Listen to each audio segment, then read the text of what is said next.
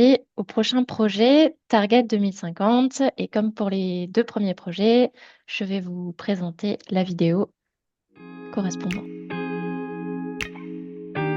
Face à l'urgence climatique, une question essentielle se pose. Les projets d'aménagement urbain que nous concevons aujourd'hui sont-ils compatibles avec un futur à plus 4 degrés?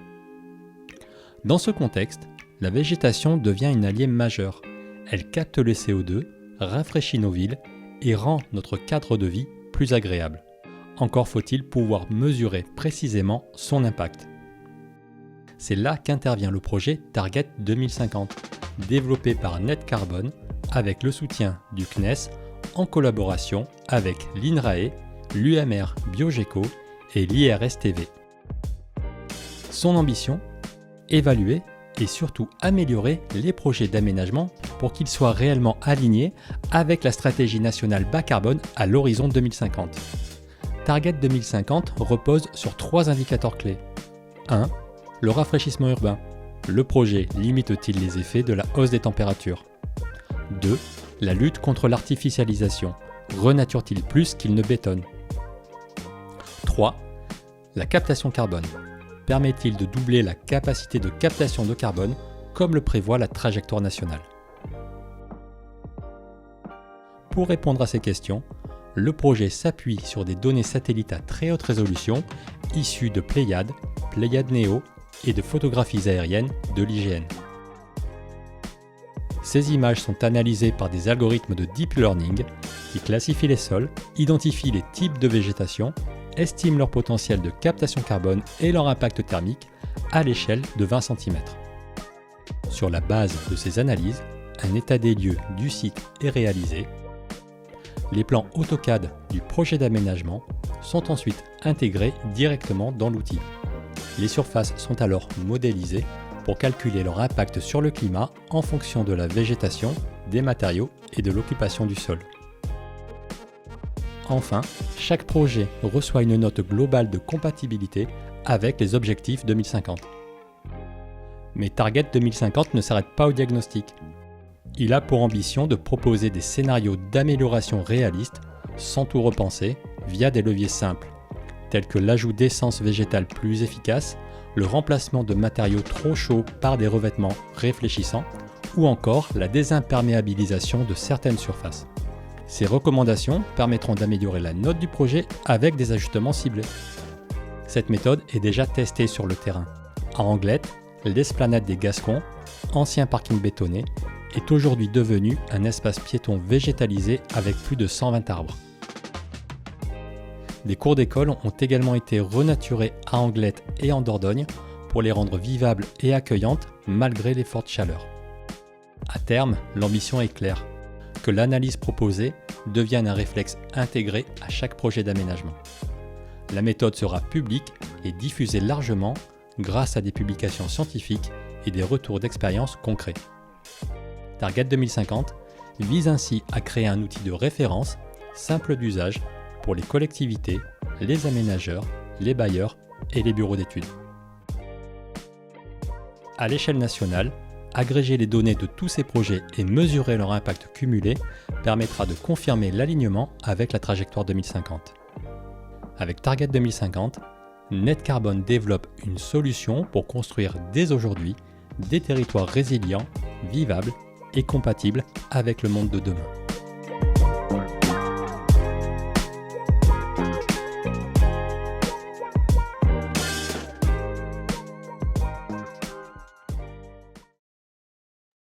Je vais donc laisser la parole à Basile pour vous présenter un peu plus en détail le projet Target 2050. Bonjour à tous et encore une fois merci pour l'invitation et c'est un réel plaisir de pouvoir vous présenter aujourd'hui les travaux qui ont été menés dans le cadre du projet 2050 et d'expliquer en quoi c'est important de pouvoir aujourd'hui mesurer l'impact d'un projet d'aménagement et de faire en sorte qu'on puisse ensemble tous les améliorer. Alors pour commencer, comme les deux présentations précédentes, on va parcourir les données qu'on a pu utiliser. Alors pour ça, on s'est appuyé majoritairement sur deux typologies de données. Il va avoir les données très haute résolution Encore une fois, le but, c'est d'avoir une classification des sols pour faire un état des lieux à la maille d'un projet d'aménagement. On se rend compte très vite de la problématique liée à l'utilisation de la donnée moyenne ou haute résolution. Donc, des données à 10 mètres seraient pas gérables dans le cadre d'un projet d'aménagement qui, lui, est souvent à la maille de d'une petite zone, d'une place ou de plusieurs pâtés de maison. C'est pour ça qu'on a travaillé avec deux typologies donc de données. On a travaillé avec les données Pléiades ainsi que les données ortho de l'hygiène. Alors, ça dépend finalement de la disponibilité de la donnée. Les données ortho de l'hygiène sont disponibles tous les 3 ans, à 20 centimètres de résolution, alors que les données Pléiades, sur certaines villes, on va pouvoir les obtenir de façon beaucoup plus rafraîchie et donc finalement même avoir l'année en cours sur la zone d'étude. Ces données donc de très haute résolution aérienne ou satellite vont nous permettre et nous ont permis à travers le modèle qu'on a développé de faire une classification des sols et donc de pouvoir détecter s'il y a du feuillu, du conifère, s'il va y avoir du bâti, si c'est de la route, de la végétation basse. Et tous ces éléments nous permettent d'avoir vraiment le socle pour pouvoir quantifier donc l'impact du avant-projet et puis après du après-projet sur donc les 3 indicateurs qui sont le stock de carbone, l'artificialisation et la température. Pour le troisième, donc la température, évidemment, on ne peut pas l'avoir que avec du satellite, et donc on s'est appuyé sur des données qui proviennent du programme Copernicus Climate Change Services, des données ERA5 qui sont connues, dont on a entendu parler précédemment, qui permettent surtout d'avoir une couverture donc large de la température. Cette température, évidemment, c'est pas celle du projet, mais ça permet d'avoir la température à 2 mètres sur des mailles extrêmement grandes. Après, on va réussir à modifier grâce à à une modélisation un peu plus fine dont on parlera juste après. Donc, toutes ces données, elles ont pour objectif de pouvoir obtenir deux informations, la classification des sols et la température. À partir de cette classification des sols, il faut qu'on puisse construire, ce qu'on a montré là dans la vidéo, un état des lieux sur le stock de carbone. Alors, pour construire un état des lieux sur les stocks de carbone, il faut bien comprendre comment le carbone évolue. Le carbone, il est présent sur plusieurs poules, donc c'est plusieurs réservoirs. Il va être présent sur le premier réservoir qui est le sol. Donc finalement, on va avoir du carbone qui est dans le sol. Et donc, en détectant l'occupation des sols, on va pouvoir avoir une approximation de combien il y a de carbone dans le sol. Ensuite, il va y avoir le carbone dans la litière. La litière, c'est, on va dire, tout ce qui est feuilles mortes qui vont tomber sur le sol. Et donc, quand on marche, par exemple, en forêt, on va avoir un petit tas de litière qu'on va pouvoir qu'on va pouvoir se représenter. Donc ça, en fait, c'est finalement toutes les feuilles mortes, par exemple, qui vont tomber, qui vont se décomposer au fur et à mesure, qui forment une litière. Et il y a la biomasse. Donc la biomasse, c'est finalement les arbres, les feuilles qui sont dans l'arbre. Tous ces éléments, ça compose le carbone de la biomasse. Avec ces trois poules, on va avoir le stock de carbone. Donc en collaboration avec l'ADEME, avec l'UMR Biogeco, on a pu quantifier assez finement le stock de carbone qu'il y avait en fonction de l'occupation des sols et en fonction de la zone pédoclimatique. Donc ça va être en fonction, on a maillé en fonction de la, la commune, de pouvoir avoir des coefficients qui soient adaptés. Après avoir modélisé donc le stock de carbone, donc le stock de carbone du sol, le stock de carbone de la litière, le stock de carbone qui est dans la biomasse, faut qu'on pouvoir modéliser les échanges de carbone, et donc ça, c'est ce qu'on appelle les flux de carbone. Les flux de carbone, ils évoluent selon deux raisons principalement. Le changement d'occupation des sols, donc si je suis sur une zone, par exemple, qui était bétonnée et je vais ajouter de la végétation, il va y avoir un changement d'occupation des sols et donc il va y avoir une augmentation du stock de carbone parce que je vais mettre, par exemple, un arbre et donc je vais remplacer le sol qu'il y avait, qui était un sol artificiel, par un sol donc qui va pouvoir accueillir un arbre. Je vais mettre un arbre, donc finalement, il va avoir la biomasse de l'arbre en question. Donc tous ces éléments vont permettre d'avoir un impact sur le flux de carbone. Un autre élément, c'est la captation de la végétation. Et donc, la végétation, naturellement, si on met un arbre tous les ans, va absorber un peu de CO2. En ordre de grandeur, un arbre permet d'absorber à peu près 20 kg de CO2 par an. mais on a évidemment construit une base de données extrêmement fine avec plus de 7000 essences d'arbres qui permet d'avoir extrêmement finement l'évolution du stock de carbone, que ça soit l'évolution par rapport à l'essence, mais aussi l'évolution temporelle, c'est-à-dire qu'un arbre ne va pas absorber de la même façon euh, la première année de sa plantation ou au bout de 20 ans. Donc ça, c'est des éléments qu'on a pu intégrer. Donc, cette modélisation, elle a permis de suivre le carbone. Carbone qui a un élément essentiel dans la trajectoire donc stratégie nationale bas carbone de l'État, en sachant que le but de l'État, c'est de pouvoir mettre en place, de pouvoir doubler les puits de carbone d'ici 2050. L'autre élément, ça va être la température. Donc, on a parlé du premier indicateur, le stock de carbone. Il nous a fallu trouver une méthodologie pour suivre finement sur les projets d'aménagement la température. Et pour ça, sur la slide suivante, s'il vous plaît. Pour ça, on s'est appuyé sur une modélisation, c'est le modèle IceTool. IceTool qui est un modèle qui a été développé par Regis, qui permet d'avoir une quantification de la température de surface, donc qui n'est pas la température ressentie, ni la température donc à 2 mètres, qui est la température de surface, qui est un bon proxy dans certaines conditions de l'effet d'îlot de chaleur, mais surtout qui est un bon proxy de la surchauffe urbaine dans sur certaines zones. Ce qui était important dans un premier temps, c'était de pouvoir intégrer la modélisation IceTool et de pouvoir automatiser en utilisant de la donnée satellite. Donc, c'est ERA5 qui va permettre d'avoir de l'information. C'est la classification qui va permettre d'avoir une estimation de quels matériaux sont présents sur la zone et donc de finalement pouvoir avoir une caractérisation à 20 cm de résolution de la température de surface sur les projets d'aménagement. Alors évidemment, si on a une caractérisation à 20 cm, mais qu'on a des résultats qui sont aberrants, ça sert à rien. Donc, en parallèle, il y a eu une validation qui a été faite avec des capteurs pour pouvoir avoir une mesure de la température de surface et comparer donc la modélisation IceTool fournie par des données satellites versus une mesure terrain avec un capteur. Ce qu'on voit bien, c'est une corrélation extrêmement forte entre ces deux informations. Donc, la modélisation arrive très bien à reproduire la réalité qui est la mesure capteur. Les quelques défauts qu'on voit sont plus dans l'état des lieux où parfois on fait des estimations sur les matériaux. Et ces estimations sont évidemment on essaye de deviner au mieux les matériaux, mais avant projet, on n'a pas toujours les matériaux. Après projet, c'est le cas, donc on va être beaucoup plus fin.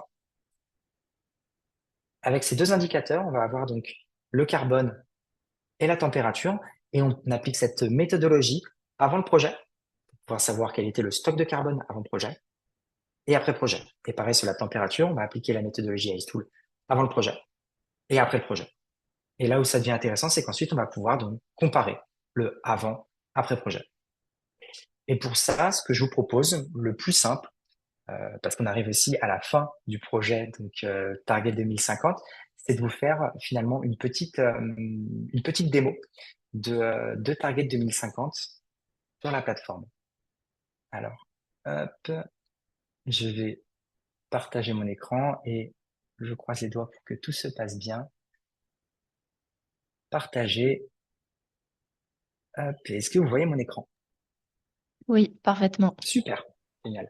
Alors ici, on va se trouver sur une zone que les personnes du CNES connaissent assez bien, en tout cas du CNES à Paris. Donc on est à côté des Halles, donc on est en région parisienne. Hop, je vais mettre en plein écran. Voilà, donc on est à côté des Halles, en région parisienne, et le CNES est ici, CNES Paris est juste ici, et là on va aller s'attaquer à une petite place à côté, qui est donc la place Marguerite de Navarre, où c'est une place avec un petit peu de végétation, mais majoritairement artificialisée.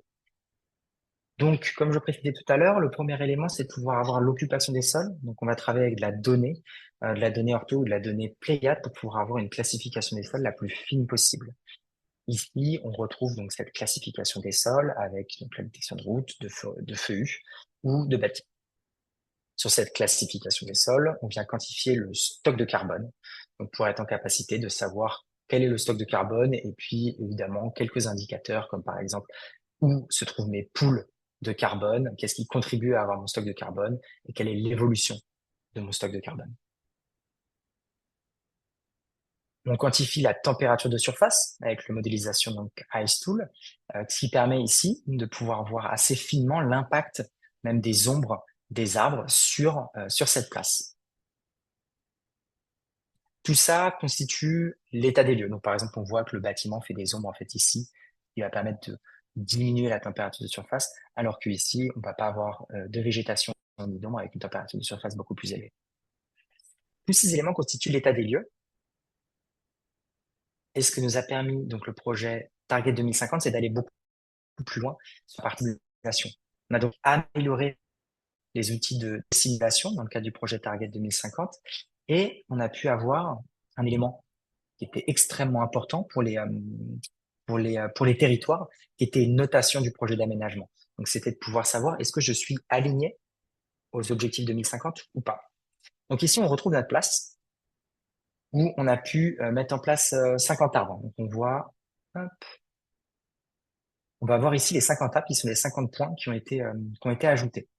Donc ça, c'est l'utilisateur qui va directement pouvoir ajouter ces pratiques. On travaille par exemple avec Bordeaux qui est dans le projet d'Arcade 2050 pour pouvoir donc co-développer cette application et faire en sorte qu'elle soit le plus facilement utilisable par les responsables de l'aménagement du territoire.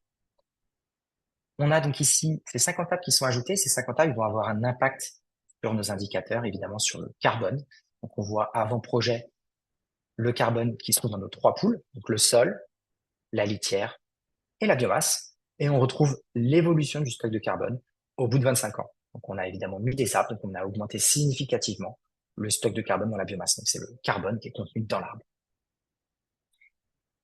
On peut ensuite avoir évidemment les autres indicateurs, donc les îlots de chaleur avec la température ici de surface. On peut avoir la température de surface donc après projet et avant projet, avec évidemment un impact significatif d'avoir planté des arbres et donc d'avoir permis d'avoir plus d'ombre et plus d'effets rafraîchissants. Alors c'est très bien, ça montre énormément d'éléments pour pouvoir euh, quantifier donc l'impact d'un projet d'aménagement avant-après. Et ce qui était intéressant dans le cadre de Target 2050, c'était de savoir si c'était aligné ce projet d'aménagement aux objectifs climatiques français. Et donc on a développé cette petite interface, mais surtout derrière c'est cette méthodologie de calcul pour pouvoir avoir une note sur un projet d'aménagement. Ici, on voit que notre projet, il a donc désimperméabilisé, parce qu'on a ajouté de la végétation, on a ajouté des arbres.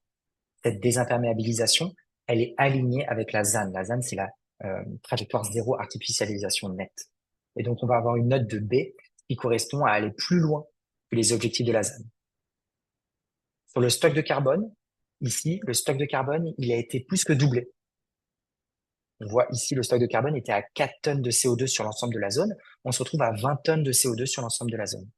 Donc, on a dépassé même les objectifs de la stratégie nationale bas carbone. On va avoir une note de A. Sur la température, le fait d'avoir mis des arbres va évidemment rafraîchir, mais le delta va être finalement assez faible. Et on se retrouve sur une note de C sur la température de surface. L'objectif pour nous étant d'aller plus loin sur la température et d'aller même jusqu'à la température ressentie.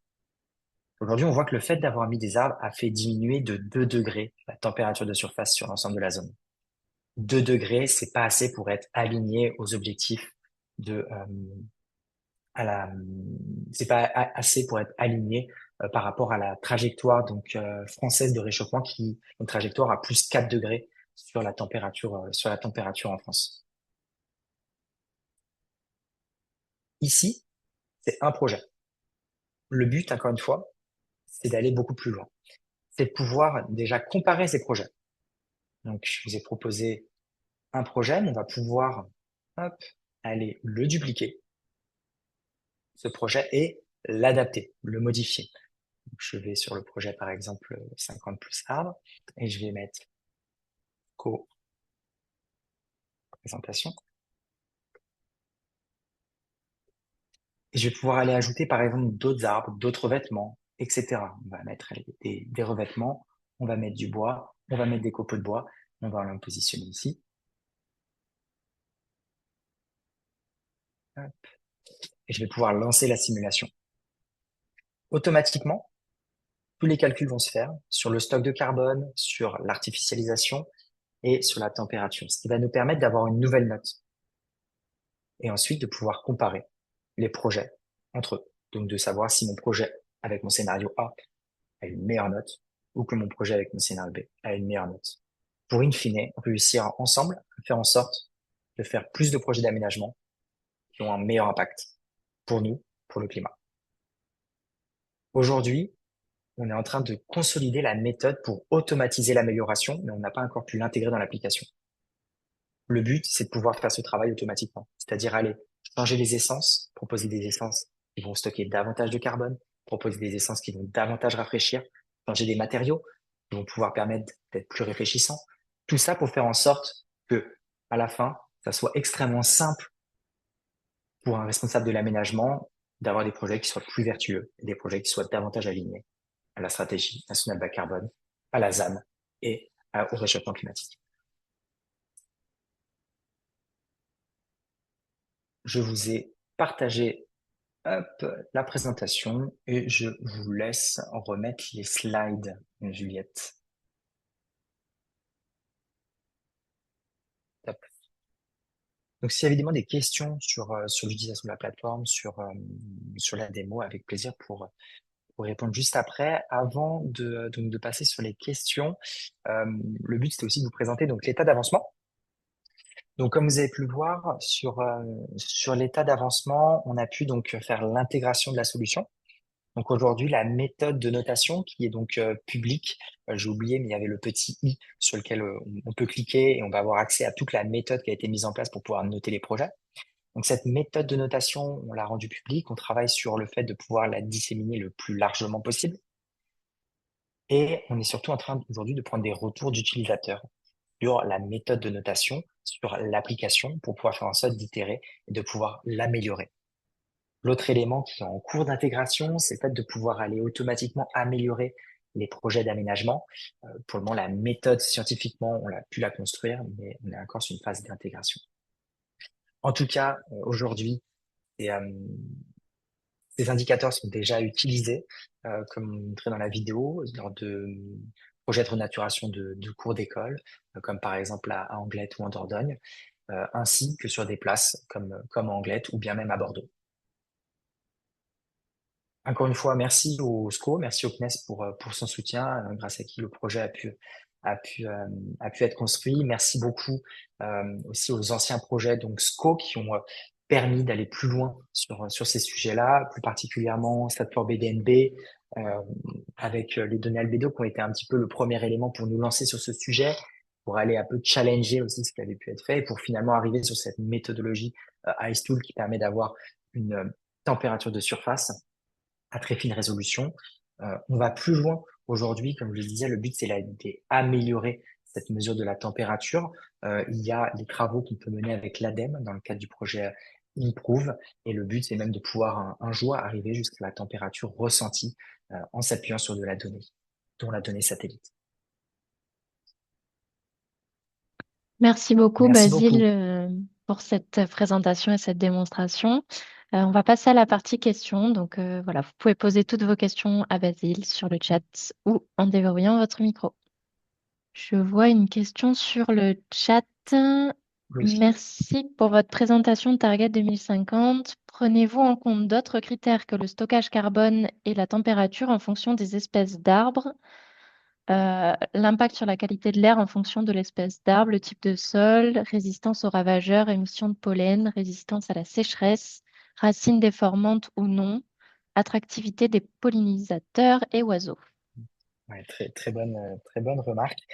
Aujourd'hui, malheureusement, on ne prend pas en compte ces éléments, en tout cas dans l'état des lieux et dans la simulation.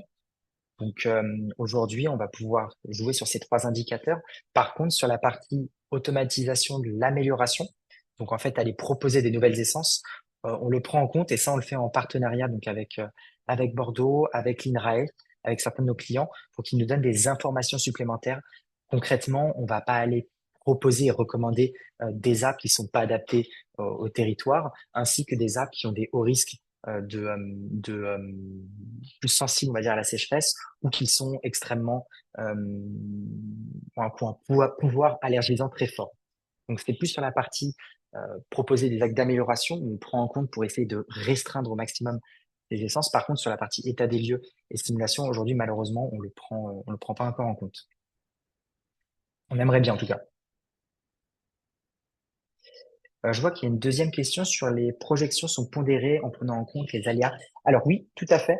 En fait, ce qu'on voit sur le carbone à la fin, c'est la réduction, c'est le stockage carbone additionnel. Il y a des rabais qui s'appliquent. Il y a des rabais qui s'appliquent et ça c'est très important parce qu'évidemment il y a beaucoup d'aléas qui peuvent intervenir. Les rabais ils sont de l'ordre de 5 à 10%. Donc après ça va dépendre de la zone pédoclimatique dans laquelle on se trouve. Pour ça on s'appuie en fait sur des méthodologies éprouvées, surtout les méthodologies du label bas carbone, entre autres le label bas carbone Ville-Arborée, le label bas carbone Bois-de-Mont. Les services de l'État comme la DDT, la DRAL auront-ils accès? Euh, alors ça serait aujourd'hui, on a nos clients, donc nos clients, les collectivités, des gestionnaires de l'aménagement aussi dans le privé ont accès. On n'a pas encore de clients tels que la DDT, la DREAL. Par contre, ce sera un plaisir de pouvoir euh, construire une méthode pour donner un accès à minima à la partie état des lieux sur sur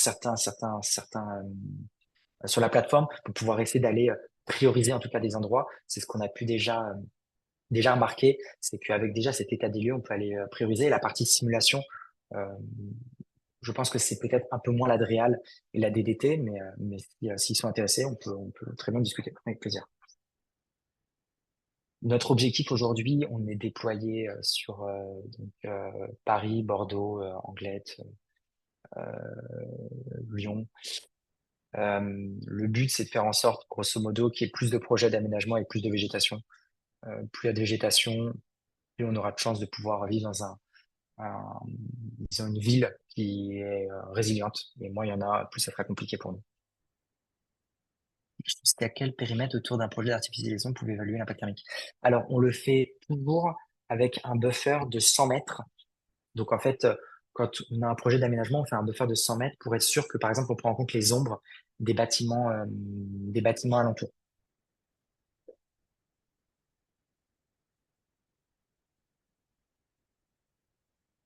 Après, peut-être si la question c'est plus en taille, en superficie. En superficie, on travaille avec l'Université de Bordeaux sur quantifier l'impact de leur futur projet d'aménagement. Ils sont en train de reconstruire et de renaturer toute l'université. Et là, on travaille sur des zones qui sont de l'ordre de 40 hectares. Donc après, on divise en petites zones, puis on fait notre tambouille en interne pour faire en sorte que ça puisse être, compréhensible sur des grandes zones. Mais grosso modo, les projets d'aménagement, nous aujourd'hui, on va dire que en dessous de 20 hectares, on a tout construit pour que tout fonctionne. Au-dessus de 20 hectares, c'est plus compliqué parce que c'est des calculs assez lourds. Et aujourd'hui, il n'y a pas des projets d'aménagement de plus de 20 hectares qui sont imaginés, euh, En tout cas, on n'a pas encore eu de clients avec des cas de projets de plus de 20 hectares. Merci beaucoup pour les réponses à toutes ces questions. On va passer à la suite, mais encore une fois, si vous avez des questions, vous pouvez contacter les porteurs de projets ou les équipes du SCO si vous ne trouvez pas leur contact et on se fera un plaisir de transférer les informations.